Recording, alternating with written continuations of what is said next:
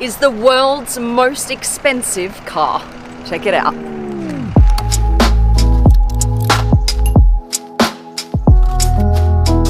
This car is 66 years old, but it's worth over $100 million. What? And we get our hands on it. A massive thank you to Mercedes. We are here in Germany in a secret location. This car here is called the 300 SLR. Now 300, that stands for 3 liter, okay? And then SLR, super light racing. This car was made in 1955. Now back in 1955, before this car was made, there was actually a roadster version, so meaning no roof, all right?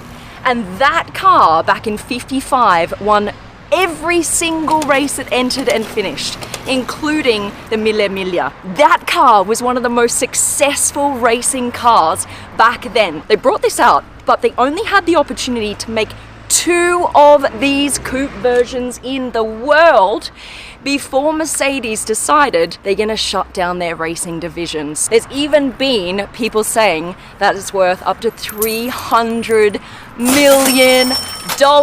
Now, this is actually, as I said, a racing car. Now let me just show you why they say it's a racing car and not made for consumer purposes. Look how you have to sit. Ready? So you get in.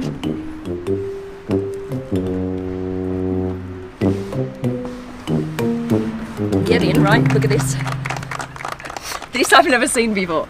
Look, you've got a little space here, right? This is where usually both your legs would fit, in this space underneath the wheel. But you've got the whole drivetrain here in the middle. So you've got to sit like this. And that, my friends, is why I never wear dresses on shoots. This is not the most ladylike position. This is actually the gas pedal, and this is covered in leather because they didn't want the driver's shoes to slip off the gas pedal. Now this leather here as well, this is not for luxury purposes like leather is used today. This is actually just here because it is durable material. So when you're a driver and you're throwing your body over the side of the car to get in, they wanted to make sure that this actually lasted well. There is a button right here. Can you see that? If you actually release this, it opens up a vent from the engine. The engine is literally right there. It opens it up to release the heat from the engine, and that would literally just come into the cabin. So you'd have to have like fireproof shoes on or something if it would get pretty hot. Now the guy who used to drive this around, Mr. Uhlenhaut, actually sustained permanent hearing loss because of the sound of this engine. Isn't that mad? And that is why this car is nicknamed the Uhlenhaut Coupe. It's nicknamed after him. It only has, look, over 5,000 kilometers on the clock. And this is after 66 years. Isn't that mad? These are for the wipers. Look, you've got the Wehr wipers. This is actually to turn the engine off, so ausmachen.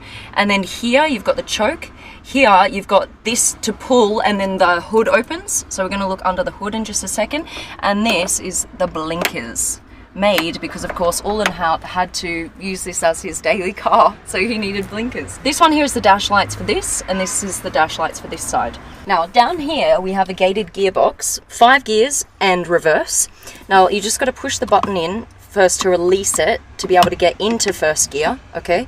And then what's interesting is you see this little thing, it's actually a manual release, because to get into reverse you need to pull this up physically, and now you're actually able to pull this back into reverse. So that's there to actually make sure that it cannot just somehow flick into reverse accidentally. Material wise, as I said, leather used for durability. This here, it's very comfy. It's very much not like current racing seats. It's just like a little bit of cushioning, which is crazy. And no seat belts. No seat belts in racing. This car has a top speed of 290 kilometers an hour. Can you imagine driving 290 kilometers an hour with no seat belts? That's crazy. First things first, you pull this, the H All right, that releases it. Now we try and get out. Oh, and that is why I'll never be a racing driver. Pull this up. All right, here, and here there's a little thingamajig that you then stick in here. All right, and you push that until it clicks. All right, and now it's stable. Now, look, you have an inline 8 or a straight 8, so 8 cylinders. You can see them here very clearly. And what you might notice is this. Look, here are the brakes.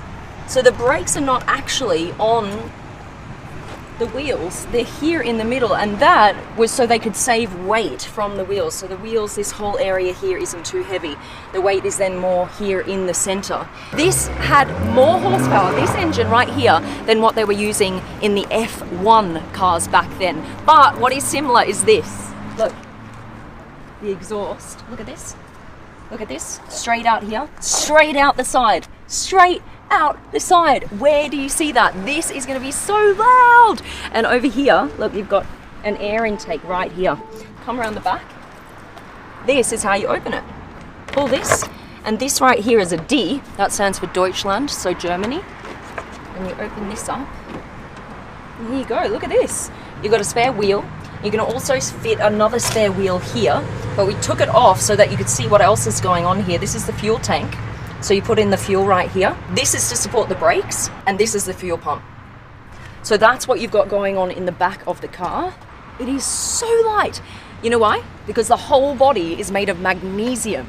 And the chassis is steel, but the whole body is magnesium.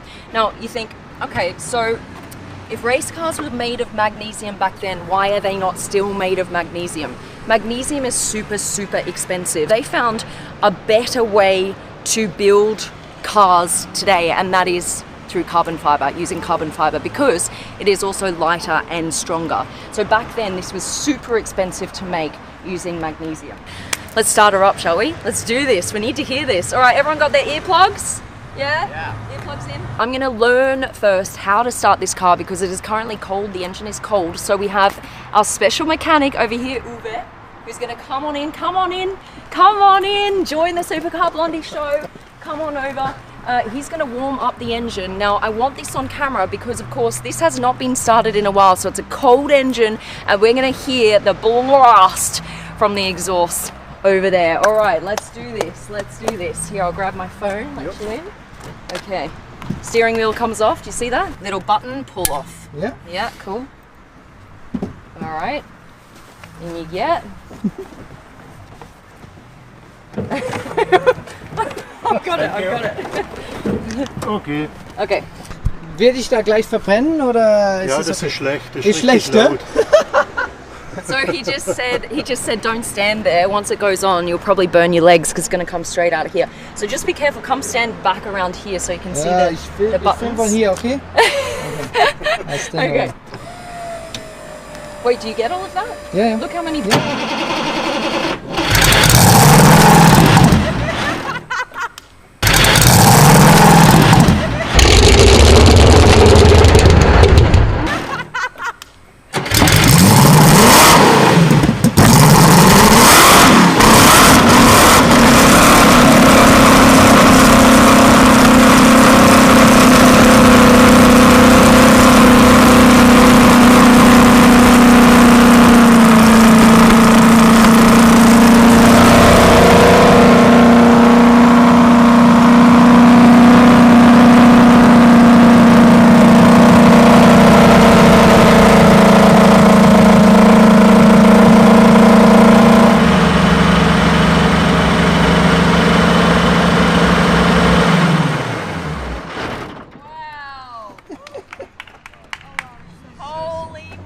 That's a way to warm an engine. Thank you, Uwe. Wow, holy moly. Okay, all right, it's warm now? It's warm. It's warm, okay. Phew. So can you imagine